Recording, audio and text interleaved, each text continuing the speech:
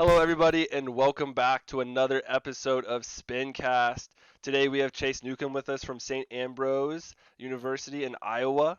So a little farther away from what we're used to in Charlotte, but esports, that's the great thing about it. There are no boundaries. It's a worldwide phenomenon, so it's awesome. So without further ado, Chase, go ahead, introduce yourself. Tell us how you got into esports and to the tournament organizing and development and coordination kind of events. Just give us a little background. I'll give you the TLDR. It is kind of a long story. I got into esports probably around 2013, about 7 years ago was my first introduction. When I grew up without internet. I didn't really have internet growing up. My family was considered a financial minority. My dad wasn't around too much, and my mom had breast cancer for a good 5-6 years of me growing up, so just on and off. I didn't have the luxury of playing online, but I still played games. Like I was still a gamer at heart. Grew up with an N64, but I was a single player gamer. I played a lot of single player games. But the games that I did play that were both, I played a lot of Call of Duty. I played a lot of Halo, and so I followed all those storylines. And then, beknownst to me, probably 2012, I found out about MLG. I was like, oh wow, there's a whole circuit for this. Yeah. This is like massive. And so I'm getting through high school, probably junior year of high school. I move in with a close friend of mine. Their last name is the Richardsons. And so they are huge gamers. They play a lot of World of Warcraft at the time, and they had a spare PC in one of their rooms. So it was one that they had taken parts out of just to move stuff around, but they had enough parts to really have that PC working. So they got it working for me, and there was two brothers and myself. We played pretty much the rest of that year, and they got me into Smite. This is when Smite was in closed beta. So I started playing that quite a bit. 2014 rolls around, and Chase Richardson, he's a graduating college at this point. He's like, you know what? You should go with me to the Smite launch tournament. I was like, oh, really? What's that look like? He's like, it's a $200,000 event in Atlanta, Georgia. It's going to be a blast. You should just come. So I was like, shoot, heck yeah. I don't follow the pro scene at all, but I'm down to watch. So on our 7-hour drive there, I remember I was on my phone and I was just watching matches, and I was watching post-game interviews with some of the pro players just to get tapped in. I really only knew one player at that point, and it was Zapman. But I got to know all the players by the time we had got there. I'd spent the whole drive just learning. We get there, and it was there at that tournament that I realized I wanted to do esports. We're in day one, and my mind is just blown. Since Smite was so young in its heyday in that time, it was the ratio of people working on the stream, casters, people who worked for high res, and pro players. The ratio of them to your average Joe Schmo that's just there to watch was like 6-1. Not even kidding. I'd be walking around and just see the players walk by. We went to go get pizza on day 2 and saw the winning team sitting around a table just enjoying the first place pizza. They're like, oh my god. But day 2, I spent the whole day kind of asking around, because I was about to graduate. I was like, how do I get involved? What do I do? What things do I need to do to get here? And there was 2 things that was pretty concurrent amongst everyone on what I should do. Number 1, go to school, get an education. Number 2, apply yourself. Just apply yourself. I was like, how? They're like, that's something you're gonna have to answer yourself, and that's something that you really need to know about. You need to learn more about esports to answer. And so I did those 2 things. It was really, I was kind of asking around because I was more interested at that point. I wasn't sure if that was what I wanted to do. But then day 2 came around, and on day 2, in the finals of the launch tournament, there's a player named Game Hunter. He gets a 5-man pentakill on the other team in finals, and it had not happened at all at that point. And so he gets a 5-man, and the caster at the time was DM Brandon. He was a former Super Smash Brothers caster, and then he turned to Smite. Don't really like the guy, but he's a smart caster. Yeah. And so he's behind, they're playing on the stage, and the casters are behind the stage. You can hear him both yelling in person and through the event. He goes, he got the single. Oh, he's going for the double. Oh, he's getting the triple. Quadra kill. And then he just screams at the top of his lungs, pentakill. He got the pentakill. The whole arena is just shaking. Everyone is just going bonkers, yelling, screaming. The player who got it stands up and just starts jumping on stage. Just a mess, just everyone going wild. And it was in that moment, everything just slowed down. And I was like, this is it. This is what I want to do. This right here is what I want to organize. This is the type of thing that I want to do. And I came to learn, growing up, I asked myself, I always wanted to get into gaming. I'm really not a good artist, and I'm really bad at coding because I can't sit still. And so when you're growing up, like, those are the two main things they tell you how you get into gaming. You can either code or you can make the art for the games. I didn't realize, and this was the moment that I realized, esports is an experience. And there's just so many different ways to go about that experience and be a part of that experience.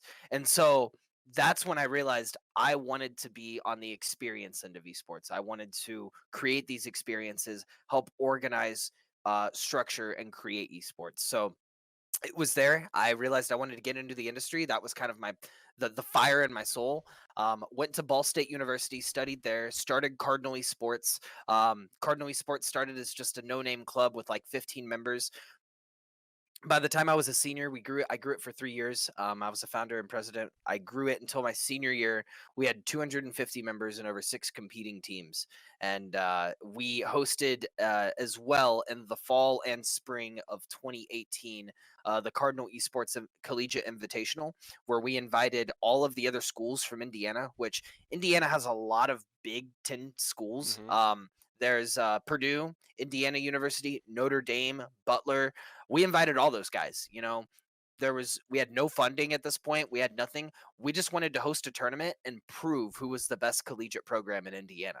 Yeah. And so we invited them all out to this land that we did in the fall and the spring. Not everyone came out. I think the teams that came out were Purdue, Indiana University, Notre Dame came out one of those 2 times, and then ISU were the big ones that came out. And so we held the Invitational. It was a League of Legends, Super Smash Brothers, and this was before I was even a Super Smash Brothers TO. That was run by the Super Smash Brothers Club. It was primarily League of Legends, Smash Bros, Hearthstone, and Halo that we ran at the tournament. And so we did that. I graduated, or I was approaching graduation. I'd ran Cardinal Esports for a couple of years. And so this is where I really was learning everything in my business program and applying it to Cardinal Esports. By the time I was a senior, we got it to be an official organization on campus. And so we got a little bit more doors open on what we could do in terms of being on campus and being an organization. But, by the time I was a senior, started applying for jobs, right? I applied to 96 esports positions. Jeez. I got one offer. Yeah. My senior year. I just went ham. I applied everywhere. And I could have applied to just a regular Joe Schmo business job. I didn't want to. Esports is my passion. I was only settling on an esports job. And so I applied to 96 different positions. I got one offer at in Iowa by the CEO by the name of Steve Grubbs. He wanted me to start this place he wanted me to help grow this place called Paradigm. And so I was hired on after 4 different interviews. I was hired on as the esports director there. And so I moved out, worked at Paradigm. When I got there, I realized that he didn't just want me to be esports director. He wanted me to be the director, and he wanted me to be the entrepreneurial director of the facility. Big step right there. If we're being honest, I kind of got conned into the position. Yeah. There was supposed to be a main staff of probably 4 to 5 people. When I got there was 2, me and the CEO's son. And so, so the CEO, he runs 6 different businesses. He'd take trips to China and be gone for 3-4 weeks at a time. I'm a college graduate. My father was an entrepreneur. I blatantly told the CEO I did not want to be an entrepreneur. I have a huge amount of respect for entrepreneurs. I just can't do it myself. I don't like it. Yeah. And so working at Paradigm, I learned more in my year working there than I did probably 2 of my 4 years of college, like, Mhm. truthfully. Mhm. So, I worked there, 70 to 80-hour work weeks every single week for a year. Uh, Hated my life because I was on salary, so Yeah. I was basically working 2 full-time jobs. Mhm. Um, and I Oh man, I was hosting esports locals. We were doing FGC locals. I was running a tournament every weekend. I ran Fortnite tournaments. I ran fighting games tournaments. I ran Rocket League tournaments, Overwatch tournaments, all these different types of tournaments. I got plugged in with VR. I got to go out to events. I went to Frostbite. I went to Evo. Um, I almost went to TwitchCon. I Mhm. had some stuff come up, wasn't able to go, unfortunately. But I had all these opportunities in front of me to kind of pursue esports at that point, and I would say that's really where I got my footing on my career. If I'm being honest, my career started in college. My career started when I started Cardinal Esports, Mhm. but professionally, like when I was out in the real world, kind of taking real world problems and applying them. We were talking a little bit before the podcast, but you're running a Mhm. tournament, someone's audio doesn't work. Mhm. I didn't go to school for audio, but I had to figure it out because you just got to Exactly. keep the tournament running. Yep. And so you learn all these small little pieces to problem solve so that when you're running a tournament, someone goes, "Oh, audio's not working." You're like, "Oh, okay. Let me I know just exactly troubleshoot what real to do. quick." Exactly. Took me So an hour the first time, now it takes me 1 minute. exactly. Yeah. Yep. So I did that for a while. I got some great opportunities running tournaments at Paradigm. I ran a $12,500 scholarship tournament. I ran a PGR C tiered fighting games tournament called Paradigm Shift. 360 participants. We flew out pro players such as Dark Wizzy and Salem, Myron. We flew out pro casting talent such as Rodney Conyers Jr. and Censored. We did all that. We gave out $21,000 in prize money at that event, and we did it in a casino. So we were planning to actually have another one this summer, Yeah. but we're gonna have But to push it back. yeah, Yeah. So unfortunately, no one's really doing LAN events right now. There's a yeah, little thing and called the I got coronavirus. I don't know if you heard about it, but yeah it's a the little, Miss just a Rona tiny. come knocking. Yeah. Yeah, but like I have a bunch of TO friends, so I know when I'm feeling down about not able to run any tournaments, Mhm. I just look on Twitter and I know that they're in the exact same boat. Exactly. But that's kind of how I got my start. It's Yeah. it's kind of long, but it definitely has been a journey for Mhm. sure. Yeah, dude, that was incredible. I love just sitting here and listening to that, and I think the listeners will love it even more. I think that kind of highlights everything that everyone's trying to do in esports right now is find a passion, which you obviously have, and then do something with it. Apply yourself, develop, keep going, keep going, keep going. It's a lot of work. Esports is so new that there is no designated path, right? In baseball or Right. football, traditional sports, there's a designated path, right? You play youth ball, you play in high school, you play in travel teams, you go to college, you go professional. That doesn't Mhm. exist in esports, so it's really just an open road, and you have to forge your path. So that was incredible. I absolutely loved it. So going kind of in that development type of ideology, I know we were talking about before the podcast that your program at St. Ambrose has specific kind of interest in helping students develop professionally. So go into that a little Yep. bit in more detail for the audience here and explain, what that entails and how that looks for incoming students. Yeah. So that's a great question, and I'm really happy to kind of have the platform to kind of talk about that. If I've only had a couple of answers, but generally when I ask around, and you don't have to answer, but I generally ask around when I'm talking to people about collegiate esports, what are the top 5 best programs in the U.S.? And some of the time, sometimes I get answers like, Robert Morris University and Mhm. Maryville and Mhm. UCI. Those are great schools. They have great programs. They're doing really, really great things with esports too. But I wouldn't even, I mean, top 5 competitively? Yeah, probably. Top Mhm. 5 best? That's vague, right? Think Exactly. about, think about, NBA in the 1950s. Who was the best NBA team in 1950? No one knows Yeah. because there was an entire race of people that weren't allowed to compete at that point. Mhm. And so I kind of take it the same way with esports. Esports is in the wild, wild west right now. Mhm. There's still a lot of high schools to develop, still a lot of colleges to develop. Saying you're the best right now out of like 200 programs, when there's thousands of different schools in the United States starting programs isn't really that big of a brag, in my opinion. Exactly. Now, like their tournaments and events, I think that that's a great focus to have on. But are your graduates getting jobs? Mm-hmm.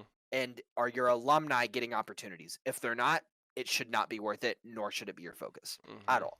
These kids are here to go to school, um, and they are going to benefit so much more and better, and your program's going to benefit better if they go on and work in the industry in their career field. So that's kind of what we're focused on here at St. Ambrose. So really, when I accepted this job, when I came into St. Ambrose, I asked myself, what how should I structure this program? What's the best structure for an esports program? I see all of these different programs wanting to be competitive and have the best team.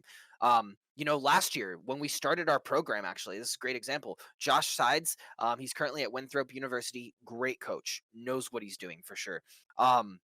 Josh Sides recruited a team of grandmasters and masters for League of Legends and Overwatch, and within our first year, we got fourth in the TESPA series, Mm-hmm. which is insane. That's Yeah. like a college entering the NCAA and just making the Final Four They just out show of up. Yeah. in their first year. Yep. That's mind blowing. Yep. But when Josh left, all of those kids left, and he Mm-hmm. had an issue throughout the year with those kids leaving to go play on other teams, on pro teams. And Mm-hmm. so I kind of after I watched that for a year, and after I kind of came in, I have grandmaster and master players on my team right now, and they know my statement and my stance on this, and that is I would rather have a team of gold to plat level players that are dedicated, passionate, and want to be in esports rather than a GM who's had everything handed to him his whole life and Mm-hmm. doesn't care about the rest of his team at Mm-hmm. all. I don't want that person on my team at all because they're elitist and I don't want them. So Exactly. that's the type of people we're looking for. We had a kid come in our program in the fall. I'll leave him unnamed, but he came into our League of Legends team. He was going to come on our B team. We had some people leave, so he had to come on and play on A team. He was a silver level player. By the time that was in September that he started, by the time December came around before we left for break, he was plat 2. And so he ranked all through silver, all through gold, up to plat on his own, just by applying what he learned in the program and working with the other people in the program. And so Yeah. I'm sure he's gone up from there. I'm not our League of Legends coach, so I don't chat with Mm-hmm. those guys a whole lot, but I'm sure he's gone up from there. I've chatted with him here and there, and he says, ranked is on and off right now. But yeah, that's just a statement and a testament to the hard work and dedication that you can put into this stuff. So we have basically, when I came into this program and when I started designing it, I asked myself, what makes the best program? And the answer that I found was I really need to combine, on one end, professional esports organization, and on the other end, varsity collegiate athletic program. Mm-hmm. There's mixtures here. In a varsity collegiate athletic program, even in college, you learn self-reliance, you learn leadership, you learn how to organize, you learn you open your mind to a lot of new things and just grow as a person and grow into Mm-hmm. yourself. Mm-hmm. While you're on a pro team, you have to think about branding. You have to think about what's the next big thing you're going to put out. How do you market yourself? These are all really important tools as well. So that's how we've kind of designed our program. We've mixed those two things. And so before the school year started, made a program contract for our program that basically runs through everything we do in the program. It's a 5-page contract and it has a lot in it. And that Mm-hmm. is because also, I do not think there's near enough communication nor transparency in esports or Mm-hmm. in collegiate, period. Yeah. So that's why I did that. So when I'm talking to players, I run through our contract with them. And so they know before, like, first conversation, this is what we do. This is what we expect. We are very serious about this stuff. So really, what our program is about, to kind of answer your question, uh, I have in our contract our tagline for our program, and this is what we're about. Our program focuses on preparing our students for career opportunities and student branding to empower our athletes to upstand themselves as young esports professionals to ensure the best avenues for success post graduation. I offer scholarships for this program, not just for players. I have someone coming in that wants to be a caster, and I'm giving him a Mm-hmm. scholarship to be a caster. there's so, like you said earlier, there's so many different outlets for esports, and it's so imperative that you have some sort of experience that you're starting so that you can Mhm. create and build your resume. By the time you graduate, you have 4 years under your belt. And the Exactly. great thing about esports is experience in esports is just pure experience. In another job or in another career field, you have to have, the reputation of a business that you're working under to Mhm. say that you've worked there for so many years. In esports, if you've applied yourself, that's experience. And Exactly. so we have, a lot of different ways that we kind of implement that on our team. One of those things that we have a paid position through our program. It's a work study position, and they're team managers for every single team. So we have an Overwatch team, a League of Legends team, a fighting games team, which consists of Tekken, Smash Bros, Mortal Mhm. Kombat, and Dragon Ball Fighters. We have a first person shooter battle royale team that focuses on Apex Legends, Call of Duty, and PUBG. We have a Fortnite team. We have a Rocket League team, right? I personally cannot manage all of these, Mhm. nor would it be quality if I were to manage Exactly. all of these on my own. So that's what the team manager does. It is their duty and their position. They work 8 hours a week. They record stats. They come up with a routine, and they work with the captain to make sure that that routine's set for the team. They help to get together all travel arrangements when we travel. Our teams travel probably two times a month, maybe 5 to 6 times a semester. That's where we put a large majority of our budget into, is traveling. So they manage that. They manage their team budget, and they post on social media, and they make sure everyone's showing up to stuff on time. They do everything that a team manager would do, so they get that experience under their belt. When they Mhm. graduate, they can say, "Oh yeah, I've managed a team for this long. We did this and Mhm. that." And so that's what we're focused on. I would much rather than have trophies on our walls, which we do have trophies on our walls. But I would much rather than have trophies on our walls, I would rather have photos of our walls of our alumni at their current jobs from where they graduated and they went and they got a job. So, we have two people graduating this year. One of them being Sauce Panda, who is an Apex Legends. He's an Apex Predator. So he's insanely good. He plays with Mhm. pro teams all the time, and he's being scouted by a few. And then we have another graduate, Perry Peterson, who is our videographer, photographer. We do have a YouTube channel, and he does create content on that channel. He creates anywhere from tournament reviews and like kind of post tournament stuff to top 5 plays that we do in the program, where our users kind of submit those to him, Mhm. the members of our team. And so when he graduates, he's getting a really, really nice networking job, because that's what his focus was in college, was networking, computer science. So he's getting a nice networking job. But if he wanted to, he wouldn't even need to take that networking job, Mhm. because for the past year, he's been making videos for Cloud9 and CLG. Yeah. And Those are big names. Big he's names. now currently editing videos for members of FaZe Clan. Those basically the two biggest names in esports right now. Unless you want to Yep. throw G2 in there. Yeah, no, I don't know anything about G2 to be like in terms of him. I don't think Yeah. he's worked with him, but like Maybe those he are huge has. If he's names. doing phase and Clay's not Cloud9, they're right there. Yeah. But yeah, that he's doing that. And so when he graduates, he's now going to be editing as a hobby, Yeah. and he's going to get paid to do Yeah. that part-time, while he's full-time has a salary. Mhm. That's the kind of future that I want to lead for our students, no matter what Mhm. they may do. So, we have players in our program. I'm also looking for talent. If I have someone come up to me and say, "I want to be a tournament organizer, teach me how," I'm like, Mhm. "All right, let's get your scholarship worked out. Let's get you Mhm. in here, and I will show you how to run tournaments." And so, yeah, that's really how our program is kind of organized and structured. We do have a program schedule. It's really great, because I basically take all of our students' uh, time that they have in school. So like work schedule, class schedule, religious schedule, whatever it may be. I compile them by teams, and then Mhm. I leave open the times that they're free together as a team. And Mhm. then I take it back to them, and I'm like, "All right, guys, you get to make your own schedule." We require 2 hours a week of physical training. We require 2 hours of team practice 3 to 4 days a week. We require an hour of mental coaching. We require an hour of meditation per week, as a total throughout the week. Mhm. And so I'm like, "All right, here's all that you have to do. It's 15 to 16 hours worth of work per week. You get to map it out, and it is up to you to decide when you want to do that."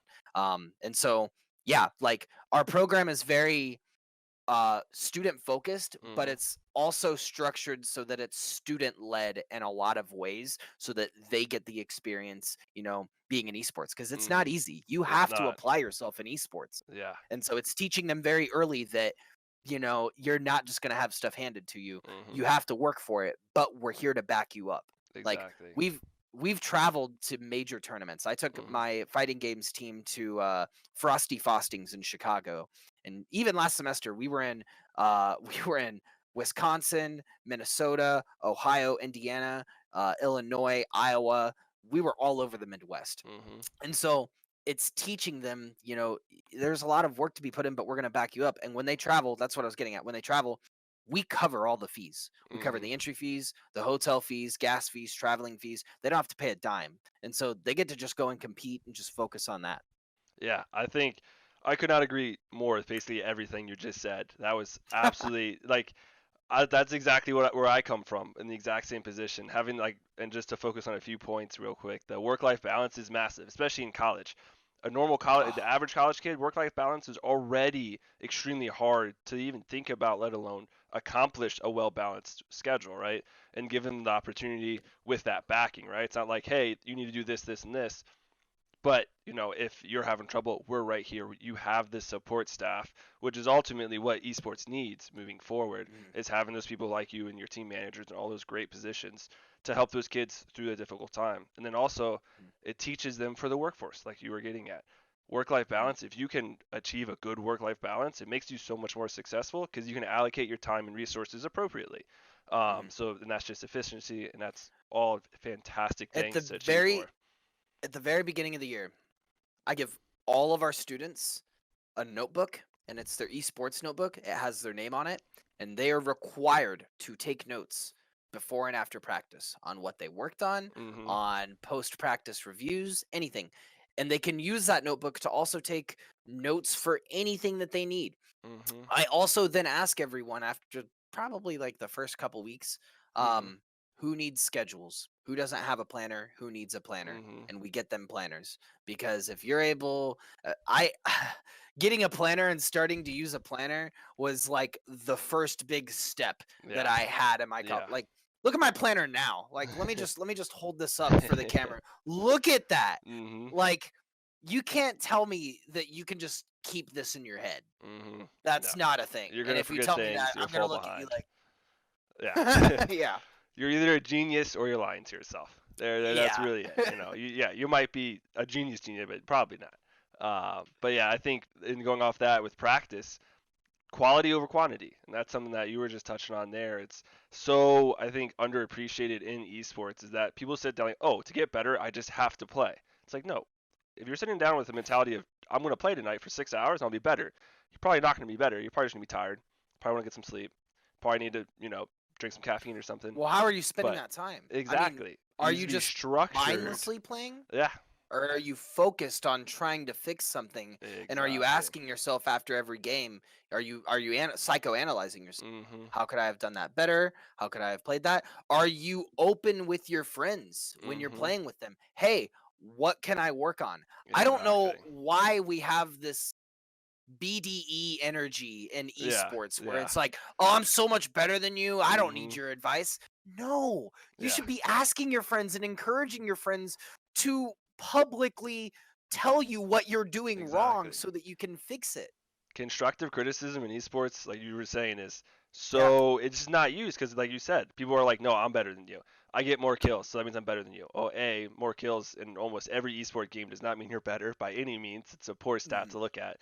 Um, but this is a team game. Esports, I think, more than any other competition that's team based, traditional sports or esports or anything, esports is way more. You need high levels of communication, high levels of strategic thinking, predictive behavior, all that kind of stuff. If Constant you're focus. exactly, Constant focus. exactly, and if you're not in sync with your teammates and asking, hey, what could I have done better?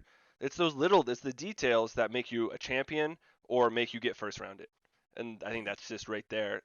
That's the end of it right there. It's the details, focusing. And if you're not looking for help in other areas, you're not. You're doing yourself a disservice and you're doing your team a disservice as well. Yeah, 100%. I agree. Um, I 100% agree with that. yeah, so we got time. I think one last quick question before we have to wrap things up here. We talked a lot about how you bring those kids through the program at St. Ambrose and that professional approach and focus. What advice would you have for a high school student that's looking towards getting to that next level, right? So they have that passion in esports, but they're not quite sure what to do with it. So what could they do in the now to give themselves a better foundation for when they eventually graduate and go to college? Apply yourself and start. I highly recommend, make online recruitment profiles. Think to yourself, how do I get noticed by colleges and by people who are recruiting, even pro Hmm. teams, whoever? How do I get noticed? You have to think about branding yourself. You have to think about marketing yourself. I will tell you straight up, when I'm looking to recruit people, the first qualities I look at is this person going to be dedicated to esports? Are they stuck up? Are they passionate about what they're doing? And do they have X's at the front of their name or 420 and 69 in their name? Yeah. Because if they have either of those, sick name, but I'm not recruiting you. Hmm. So, you have to think about your self image. It is important because, you can say as much as you want, oh, I don't care what my name is. I don't care what I look like. Well, you will care when the Exactly. determining factor When between money's on the you line, and your people are friend. going to care. Yeah. Yep. So, apply yourself in whatever game you do, do everything. And when I say do everything, I say that so that you understand what all goes into esports. Hmm. Run streams, start like try casting, uh try running a tournament, whether it be in person or online. Work with people to set that up. Start an organization. If you want to start a club, and if you're interested in starting a club for your school, we have a video on our YouTube page at SAU Esports called Esports and Education. And Hmm. it is a 6.5 minute video that myself and my staff and Perry, who I mentioned earlier, Hmm. we all created to explain in a few different things. One, the current growth of esports and how big it's even gotten in just the past 2 years. Hmm. Um, why esports is so beneficial for scholastic institutions, Hmm. how to start an esports organization, and how to keep it going as a legacy. So, I highly recommend, if you're looking to get involved with esports, start there. Watch that video and really take a lot from that video because we put a lot of time into it and we really made it just for ammunition. You can show that to your professor or your principal or whoever and tell them, hey, these are like real statistics and esports does help and here's your proof. These guys are offering scholarships for it. So Hmm. yeah, that's Think. my first and foremost thing. If you have any questions, I'll link my stuff later, but message me on Twitter, DM me. This is my career. My career Hmm. goal over the next 15 years is to develop esports and to help as a cog in the machine to Hmm. grow Midwest esports to the global level so that when people are talking, because if you think about like Asian esports, the first Hmm. two places that come to mind are probably South Korea and China, right? Yep. But there's all these other Asian Hmm. countries that play esports. When people think about NA esports, I want to be one of the big front people on the front lines that makes it to where they're talking about Illinois, Iowa, uh, Indiana, Wisconsin, Minnesota. Hmm. That I want them to talk about the Midwest and the Midwest as a region. So, Awesome. apply yourself. Yeah, I think that's great advice right there. Um, Simple baby steps, especially when the esports arena is so undeveloped. But applying yourself, having that dedication, work ethic will go a long way. So Mhm. we are unfortunately out of time. So real quick, Chase, plug yourself. Tell us where we can find you, where you can find SAU Esports. Let us know real quick, and then we'll wrap things up. Dope. You can find me on Twitter at Chase NEUKAM. You can find SAU Esports also on Twitter at SAU Esports.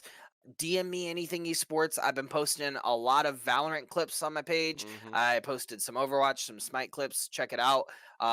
You can check out SAU Esports on Twitter and you can check out our website, saubs.com. We are offering scholarships right now for all the games that I mentioned earlier in the pod. So, if you even, if not just if you're looking at St. Ambrose, but if you're looking to go do collegiate esports as a whole, talk with me. I would love to have a conversation and at least set you on the right path, wherever that may be. I have a lot of people that come and speak with me that don't end up coming to my program. And that's perfectly fine, because Hmm. as long as they're going somewhere and getting involved with esports, that's what matters. Exactly. That's all we measure our success for, is helping everybody get to Mhm. that next level.